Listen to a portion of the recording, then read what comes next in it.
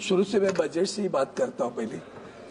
तो पहली बात है कि आपने मिनिस्ट्री ऑफ केमिकल फर्टिलाइजर्स के लिए खर्चा बढ़ाया है, उसका स्वागत है, लेकिन ध्यान में रखना है कि जो वातावरण में बदलाव आ रहे हैं उस बदलाव को सोचते हुए हमें ये देखना पड़ेगा कि केमिकल फर्टिलाइजर्स का हमारे जमीन पर क्या असर हो रहा है।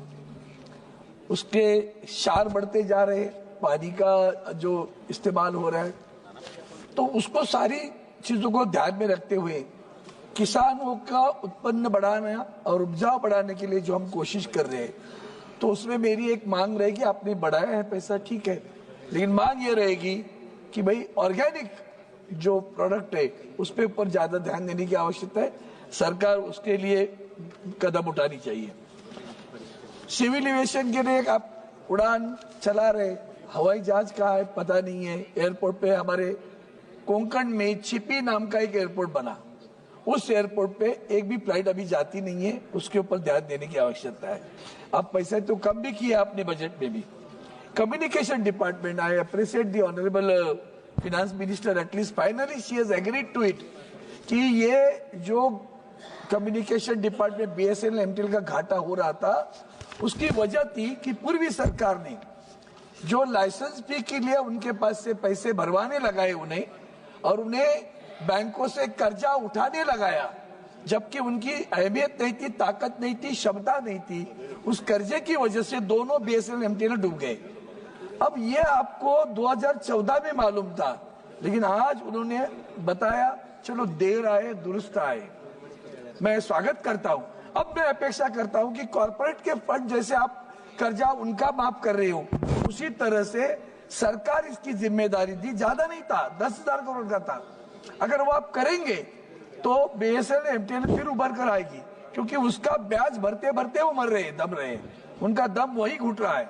दूसरी बात, दीपम जो है, जो दीपम को सरकार ने अनुमति दे दी कि भाई इनके पास लैंड बैंक बहुत है, उस लैंड बैंक का इस्तेमाल करो और आप अपनी निधि वो खड़ी करो, तो नहीं हो रहा है, वो भी काम नहीं कर रहे। You are not raising the fund by using the land bank. DIPAM is the miserable failure, तो उसमें भी आपको ध्यान देने की आवश्यकता है। मैडम, मिनिस्ट्री ऑफ एजुकेशन, ये तो उसके लिए अलग चर्चा करनी पड़ेगी, लेकिन आज इतना ही बताऊंगा कि देश में मुझे नायडू साहब की याद आती है, जो हमारे उपराष्ट्रपति रहे। वो हर वक्त कहते थे मातृभाषा में शिक्षा हो। आज हमने शिक्षा का जो बाजार बनाया है, वो सीबीएसई, आईसीएसई, आईबी, क्या क्या बोर्ड बना के रखे, और हमारे स्टेट बोर्ड का डिवैल्यूएशन कर रहे हैं हम। मैं चाहता हूं कि स्टेट बोर्ड का वैल्यूएशन बढ़ाओ, उनको अपग्रेड करो, ताकि कंपटीशन में सीबीएसई से भी हमारी बोर्ड की शिक्षा अच्छी हो। वो नहीं हो रही है। मातृभाषा भी शिक्षा लेने के लिए नहीं जा रहे। जब लोग मातृभाषा से दूर होंगे तो देश की मट्टी से भी दूर होंगे, इतना ध्यान में रखना। और इसलिए नए बच्चों को पुराना इतिहास बता बता के थकने से फायदा, हूं तो एकेडमिक बन गए सब, और उस एकेडमिक स्थिति में अगर उनको मातृभाषा नहीं, अपनी देश के बारे में कोई कहानी मालूम नहीं है, इतिहास मालूम नहीं है, तो देश के बाद जुड़ेंगे कैसे? वो व्यवहार से जुड़े, वो उच्च शिक्षा नहीं अच्छी मिलती, चला मैं परदेश चला हूँ। तो ऐसे यूक्रेन बिक्रेन में बच्चे पढ़ाई जा रहे, तो हिंदुस्तान क्या उसके पीछे है क्या? तो उसके लिए अंतर्मुख होकर सरकार को इसके ऊपर सोचना चाहिए, ऐसा मुझे लगता है। Ministry of external affairs, madam serious, I am really serious.